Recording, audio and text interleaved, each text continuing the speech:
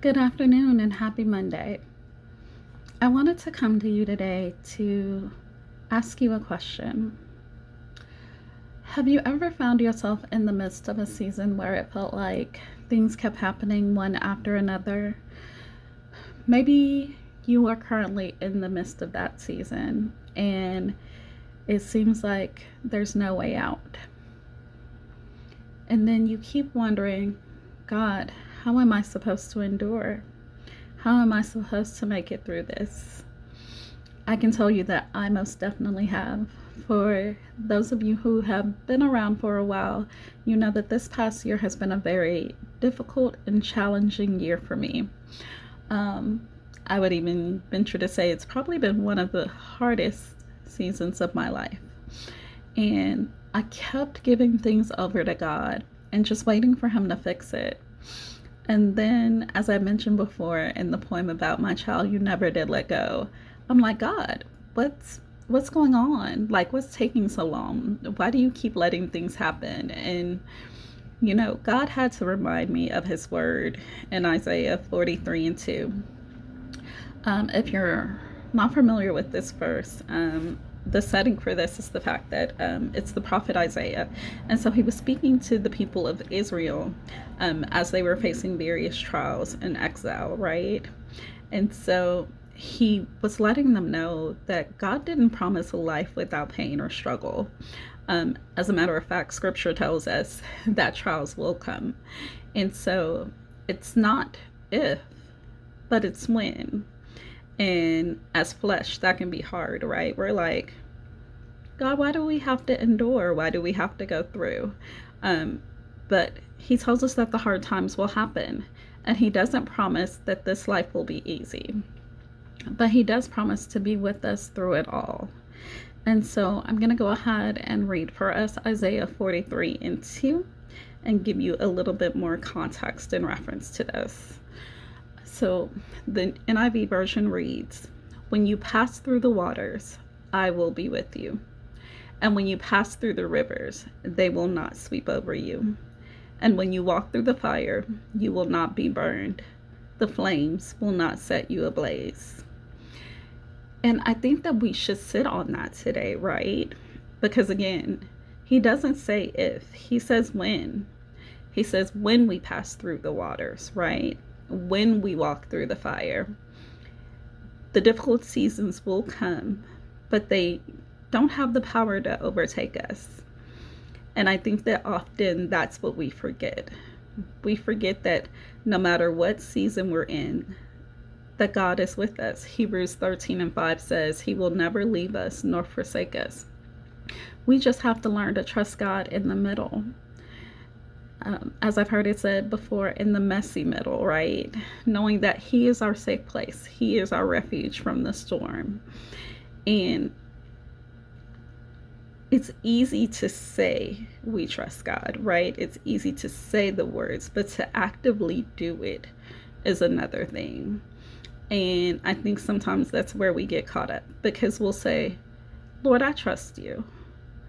But then we're like trying to take our own action to resolve whatever issue is going on.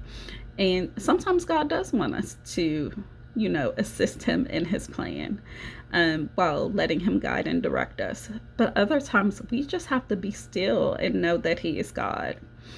And I can tell you, I definitely struggle with being still at times and just letting God do His thing.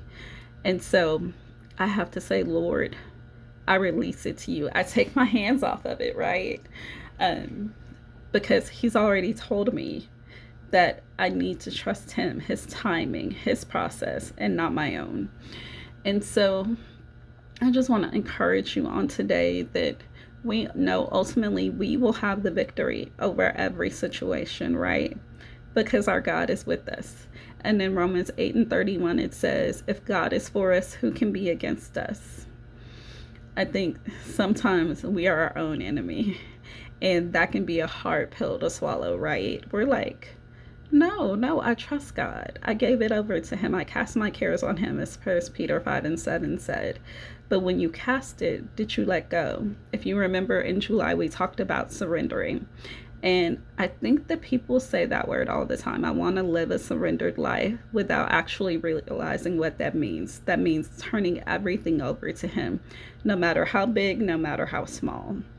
And so if you think about it in the magnitude of this, that God loved us so much that He sent His only Son to die on a cross for us, to restore us into a right relationship with Him. And how many of us can say that we would do that? That we would sacrifice our own children to save another? Can you think of the magnitude of the sacrifice that He made in order to put us into a right relationship with Him? And if He can do that for us, then I think that it's so important that we recall who He is and who we are in Him, right? I would just ask you, are you looking for God to remove the fire, to remove the waters, or are you actually trusting Him to walk you through it? And even as I say this to you, I say it to me. My life has definitely improved and gotten better as I have delved deeper into my word and just really started praying more fervently, right? As I've done the studying, done the devotionals, and just spent time in His presence. It's definitely important that we learn how to dwell in His presence and choose His presence over the panic that the world wants to consume us. So I hope that this helps.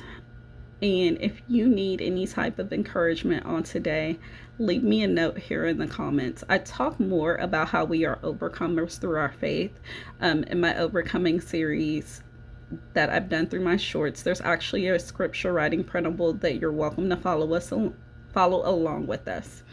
And I just encourage you to allow God to meet you right where you are. And know that if you're in that difficult season, that you are not alone. He is right there with you. I pray that you have an amazing day, and I'll see you in the next video. Bye.